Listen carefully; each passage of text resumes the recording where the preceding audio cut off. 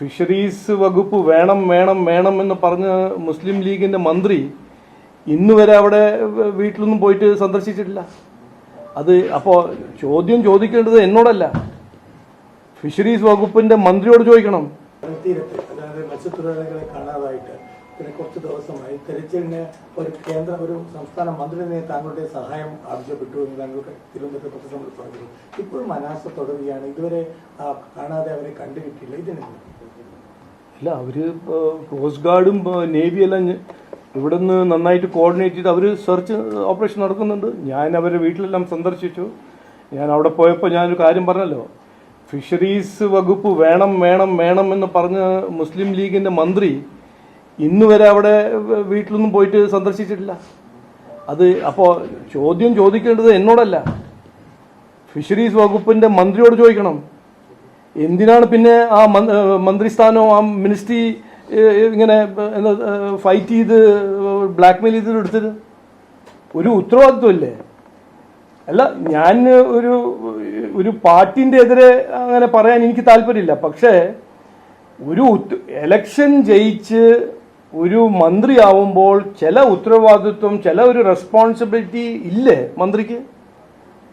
അതെല്ലാം മറന്ന് അതെല്ലാം മാറ്റിവെച്ച് വീർ സവർക്കറും വന്ദേ മാതരം ഒരു ഇഷ്യൂ ആക്കിയിട്ടാണോ മുസ്ലിം ലീഗ് മുമ്പോട്ട് പോകേണ്ടത്?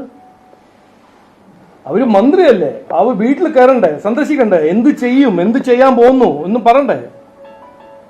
ഇതൊന്നും ചെയ്യാണ്ട് ഫുൾ ടൈം പോളിറ്റിക്സ് ആണ്. അങ്ങനെ ഫുൾ ടൈം പോളിറ്റിക്സ് ചെയ്യണമെങ്കിൽ പിന്നെ എന്തിനാണ് മന്ത്രിയാവുന്നത്? മന്ത്രി സഹായം അഭ്യർത്ഥിച്ചുകൊണ്ട് തങ്ങളെ സമീപിക്കുന്നത് വിചിത്രമായിട്ടുള്ള കാര്യം എന്നാണ് പ്രതിപക്ഷ നേതാവ് കഴിഞ്ഞത്. അത് പ്രതിപക്ഷ നേതാവിന് കുറെ വിചിത്രമായ കാര്യങ്ങൾ ഇപ്പോ മനസ്സിലാവുന്നുണ്ട്. എക്സാലോജിക് മുതൽ 10 കൊല്ലം നാടിനെ നശിപ്പിച്ചതെല്ലാം വിചിത്ര കാര്യങ്ങളാണ്. അതിൽ ധവളപത്രം അദ്ദേഹം വായിക്കണം. ഏറ്റവും വിചിത്രമായ കാര്യം എന്ന് പറഞ്ഞാൽ 10 കൊല്ലം എല്ലാം ശരിയാവും എന്ന് വാഗ്ദാനം കൊടുത്ത് ഭരിച്ചൊരു മുഖ്യമന്ത്രിയായിരുന്നു. നാടിന്റെ സ്ഥിതി ഇപ്പൊ എന്താണ് ഒന്ന്? അപ്പൊ അതാണ് ഏറ്റവും വിചിത്രമായ കാര്യം.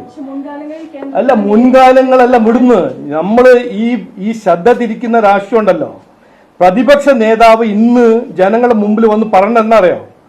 ഇരുന്ന് പറയണം, മാപ്പ് ചോദിക്കണം. ഈ നാടിന്റെ ഇങ്ങനെ നശിപ്പിച്ച സ്ഥിതി, സാമ്പത്തിക സ്ഥിതി ഇങ്ങനെ ആക്കി വെച്ചത് ആരാണ്? സെൻട്രൽ ഗവൺമെന്റ് ആണോ? ഫോൺ ചെയ്യാനാണോ? ഇത് ഇങ്ങനെ ശ്രദ്ധ തിരിക്കാൻ നിങ്ങൾ ഇതിൽ എന്തിനാണ് പെടുന്നത്? ഇവര് എന്തെങ്കിലും പറയും, അതിന്റെ വാല് പിടിച്ച് നിങ്ങൾ അങ്ങനെ എന്തിനാണ് അതിന്റെ പിന്നെ പോകുന്നത്? 10 കൊല്ലം ജനങ്ങളെ വിശ്വസിച്ച് ഭരിക്കാൻ ഒരു അവസരം കൊടുത്ത വ്യക്തിയാണ് പിണറായി വിജയൻ. എന്താണ് നാടിന്റെ സ്ഥിതി? എന്നിട്ട് ധവളപത്രം അസംബ്ലിയിൽ CM ഇൻട്രൊഡ്യൂസ് ചെയ്യുമ്പോൾ ഇത് രഹസ്യമാണെന്ന്. എന്ത് രഹസ്യം? പബ്ലിക് ഫൈനാൻസസ് എന്ന് പറഞ്ഞാൽ പബ്ലിക് ഫൈനാൻസസ് അല്ലേ, പബ്ലിക്കിന്റെ ഫൈനാൻസസ്. CPM മാത്രമാണ് ഇത് രഹസ്യമായി വെക്കാൻ താല്പര്യം. പബ്ലിക് ഫൈനാൻസ് എന്ന് പറഞ്ഞാൽ പബ്ലിക്കിന്റെ ഫൈനാൻസസ്. അപ്പൊ വിചിത്രമായ കാര്യങ്ങൾ കുറെ ഉണ്ട്. ആ ചർച്ച അദ്ദേഹത്തിന് തുടങ്ങാൻ ഒരു താല്പര്യം ഉണ്ടെങ്കിൽ ഞാൻ തയ്യാറാണ്. അത് നോക്കൂ, ഞാൻ എൻ്റെ ഒരു പ്രിൻസിപ്പിളാണ്, ഇങ്ങനൊരു ഫെയിലിയർ ആയ ഒരു രാഷ്ട്രീയക്കാരന്റെ ഒപ്പം എനിക്ക് ഒരു ചർച്ച, അദ്ദേഹം എന്ത് വിഷയം ഉന്നയിച്ചാലും എനിക്ക് അതിൽ റെസ്പോണ്ട് കൊടുക്കാൻ ഒരു താല്പര്യമില്ല. കേരളത്തിലെ PSCയിലെ സമരം വീണ്ടും 40 ദിവസം സർക്കാർ അല്ല, ഇത് നിങ്ങളാണ് കൺക്ലൂഡ് ചെയ്യേണ്ടത്. ഇരട്ടത്താപ്പ് എന്ന് പറഞ്ഞാൽ ഇതിനേക്കാൾ കൂടുതൽ ഇരട്ടത്താപ്പ് കാണിക്കുന്ന ഒരു പാർട്ടി ഞാൻ ഇതുവരെ എൻ്റെ ജീവിതത്തിൽ കണ്ടിട്ടില്ല. കോൺഗ്രസ് ഇവിടെ ഉള്ള കസറത്തും സർക്കസ് എല്ലാം ചെയ്യും. പക്ഷെ അവിടെ കുട്ടികൾ അവിടെ സമരം ചെയ്യുമ്പോൾ CM മുഖ്യമന്ത്രി അവരെ കാണാൻ തന്നെ തയ്യാറല്ല. എന്നിട്ട് ഞങ്ങൾ ഇന്റർവ്യൂ ചെയ്തിട്ട് ഒരു ലെറ്റർ കൊടുക്കുന്നു, 45 ദിവസം ഞങ്ങൾ പരിശോധിക്കുന്നു. അല്ല, ഇത് എൻ്റെ ഒരു കൺക്ലൂഷൻ ഞാൻ പറഞ്ഞുതരാം. കോൺഗ്രസ് പാർട്ടി, രാഹുൽ ഗാന്ധിയുടെ കോൺഗ്രസ് പാർട്ടി ഇരട്ടത്താപ്പിന്റെ മഹാരാജാവുമാരാണ്. രാഷ്ട്രീയത്തിന് വേണ്ടി എന്തും ചെയ്യും, എന്തും പറയും. പക്ഷെ അവർക്ക് ഒരു ഫെർം ബിലീഫോ ഒരു കാഴ്ചപ്പാടോ യുവാക്കളുടെ ജീവിതത്തിൽ ഒരു വ്യത്യാസം കൊണ്ടുവരാനോ അവരുടെ ഭാവിക്ക് വേണ്ടി ആത്മാർത്ഥമായി പ്രവർത്തിക്കാനോ ഒരു താല്പര്യമില്ല. പോളിറ്റിക്സ് കണ്ടാൽ അത് പോയി പിടിക്കുക, ജൂലൈ 20 ഇവിടെ ഒരു യുവാക്കൾ വന്നു, പ്രശ്നം ഒരു പ്രൊട്ടസ്റ്റ് നടത്തി. അത് പിടിച്ച് ഒരു പൊളിറ്റിക്സിൽ അവസരമായിട്ട് കണ്ട് ഓരോരോ പ്രചരണം നടത്തുക. പക്ഷെ അങ്ങനെ സിൻസിയർ ആണെങ്കിൽ ജാർഖണ്ഡിന്റെ ഇഷ്യൂവിനെ കുറിച്ച് എന്താണ് ഏറ്റവും വിദ്വാനായ രാഹുൽ ഗാന്ധി ഒന്നും പറയാത്തത്? അത് ഓക്കെ, അത് വിടൂ. അവിടെ പോയിട്ട് സമരം ചെയ്യണമല്ലോ. കേരളത്തിൽ എന്താണൊന്നും ചെയ്യാത്തത്, ഒന്നും പറയാത്തത്?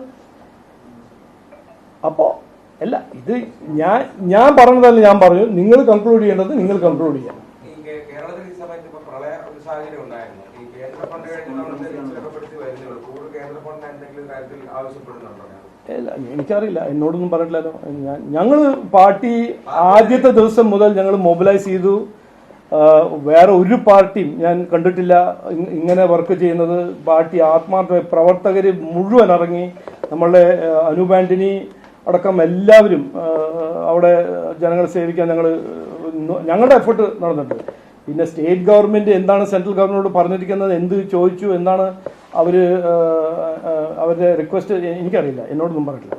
വി ഡി സതീശനെതിരെ വരുന്ന പോസ്റ്റുകളൊക്കെ മെറ്റ അല്ലെങ്കിൽ അത് നീക്കം ചെയ്യുന്നു. വി ഡി സതീശന്റെ ഓഫീസിൽ നിന്ന് അത്തരമൊരു നിർദ്ദേശം ഇതിനെ എങ്ങനെയാണ് ഞാൻ ആദ്യമായിട്ട് കേൾക്കുന്നത്, എന്നോട് പറഞ്ഞില്ല. കേന്ദ്ര സർക്കാരിനെതിരായിട്ടുള്ള പോസ്റ്റുകളും പ്രത്യേകിച്ച് ജന്തർ മന്ദിറിലെ പ്രതിഷേധത്തിന്റെ വീഡിയോകളും ഇത്തരത്തിൽ നീക്കം ചെയ്തിരുന്നു.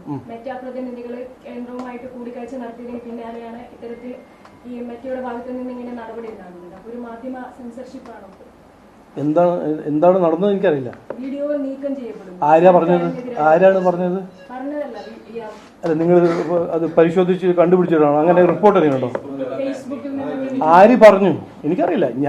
നോക്കൂ, ഞാനൊരു ആർട്ടിക്കിൾ എഴുതിയിട്ടുണ്ട്, അത് ബിസിനസ് സ്റ്റാൻഡേർഡിൽ വന്നിട്ടുണ്ട്. മെറ്റ ആണോ ഇൻസ്റ്റ ആണോ ഗൂഗിൾ ആണോ ആരാണെങ്കിലും അവർ അക്കൗണ്ടബിൾ ആവണം. സാധാരണ ഇന്ത്യൻ ആണോ, പ്രധാനമന്ത്രിയാണോ, മുഖ്യമന്ത്രിയാണോ, പൊളിറ്റിക്കൽ ഒപ്പോസിഷൻ ആണോ, പൊളിറ്റിക്കൽ റൂളിംഗ് പാർട്ടിയാണോ, അവരുടെ ആൽഗോറിതമിനെ കുറിച്ച് അവർ അക്കൗണ്ടബിൾ ആവണമെന്ന് ഞാൻ ആവശ്യപ്പെട്ടാണ്. ഞാൻ ഇന്നും മാത്രമല്ല, 2018 മുതൽ ഞാൻ ചോദിക്കുന്ന വിഷയമാണ്. പക്ഷേ ഇത് ഒരു കളക്റ്റീവ് മൂവ്മെന്റ് ആയിട്ട് മാറിയില്ലെങ്കിൽ അവർ ചെയ്യേണ്ട കാര്യങ്ങൾ അവർ ചെയ്യും. ഇതൊരു വിഷയമാണ്. ഇവരുടെ പവർ മെറ്റയുടെ പവറാണോ, ഗൂഗിളിന്റെ പവറാണോ, ഇൻസ്റ്റന്റെ പവറാണോ, ഈ കോണ്ടന്റ് താഴ്ത്താനും ആംപ്ലിഫൈ ചെയ്യാനും അവരുടെ ഈ അൺക്വസ്റ്റ്യൻഡ് പവർ, അതിൻ്റെ ഒരു അക്കൗണ്ടബിലിറ്റി കൊണ്ടുവരണമെന്ന് അത് ഞാൻ മന്ത്രിയാവുന്ന സമയത്ത് എനിക്കൊരു അഭിപ്രായം ഉണ്ടായിരുന്നു. അതിൻ്റെ മുമ്പ് MP ആവുന്ന സമയത്ത് അഭിപ്രായമുണ്ട്, ഇന്നും ആ അഭിപ്രായമാണ്. അപ്പോൾ പ്രധാനമന്ത്രിൻ്റെ ഒരു വീഡിയോ മെറ്റ ഡിസലവ് ചെയ്തില്ലേ, മാറ്റിവെച്ചില്ലേ, അത് വലിയ ഒരു ഇഷ്യൂ അല്ലേ? ഒരു രാജ്യത്തിൻ്റെ പ്രധാനമന്ത്രി കുട്ടികളോട് പറയുന്ന ഒരു വീഡിയോ മെറ്റയ്ക്ക് അത് ചെയ്യാൻ കഴിഞ്ഞതിൽ നമ്മളെല്ലാവരും അത് ആലോചിക്കണം. ഇത് എങ്ങനെയാണ് ഇവർ ചെയ്യുന്നത്? എന്ത് ആൽഗോറിതമിൻ്റെ ബേസിസിലാണ് അവർ ജസ്റ്റിഫൈ ചെയ്യുന്നത്? അവർക്ക് നിയമപരമായ ഒരു അക്കൗണ്ടബിലിറ്റി സമയം ആയില്ലേ? അത് ആവശ്യമല്ലേ? അത് എനിക്ക് അതിൽ കുറച്ച് സ്ട്രോങ് ഒപ്പീനിയൻ ഉണ്ട്. കേരളത്തിൽ ഈ ബിജെപിയുടെ തെരഞ്ഞെടുപ്പ് ഫണ്ട് തിരിമറി നടന്നു എന്നൊരു അന്തരീക്ഷം, അത് ഞങ്ങളാരും പറയുന്നില്ല. ഇതിൽ ചില നമ്മുടെ മാധ്യമ സുഹൃത്ത് ഒരു ക്രിയേറ്റീവ് ജേർണലിസമിന്റെ പേരിൽ ചെയ്യുന്നു. അതിനെക്കുറിച്ച് എന്നോട് ആരും ഒന്നും പറഞ്ഞിട്ടില്ല. ഞങ്ങൾ ഓഡിറ്റ് എല്ലാം നന്നായിട്ട് നടക്കുന്നുണ്ട്. ഞങ്ങൾ സിസ്റ്റമാറ്റിക് ആയിട്ട് വർക്ക് ചെയ്യുന്ന പാർട്ടിയാണ്. ഇത് നിങ്ങൾ ഉണ്ടാക്കുന്ന ഒരു പ്രചരണം നിങ്ങൾ തീരുമാനിക്കുന്നു, നിങ്ങൾ കൺവിക്ട് ചെയ്യുന്നു. ഓൾ ദി ബെസ്റ്റ് എന്നാണ് എനിക്ക് പറയാനുള്ളത്. പാർട്ടിയുടെ പരിശോധന എന്തെങ്കിലും നടക്കുന്നുണ്ടോ? കുമ്മന സമിതി അത് പരിശോധിക്കുന്നുണ്ടോ? നിങ്ങൾ തന്നെ ഉണ്ടാക്കിക്കോളൂ. അതിന്റെ ചോദ്യം നിങ്ങൾ ചോദിച്ചോളൂ, അതിന്റെ ഉത്തരം നിങ്ങൾ കൊടുത്തോളൂ.